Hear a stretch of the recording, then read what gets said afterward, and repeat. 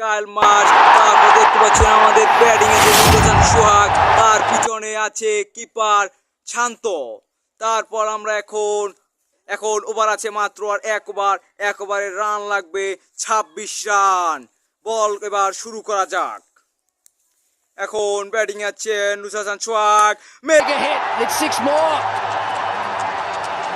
মাঝ কি বল করলো, ফুল টস বলে 1 রান লাগে মাত্র আর 20। আবার হয়ে গেল বলে Take a hit. It's 6 more.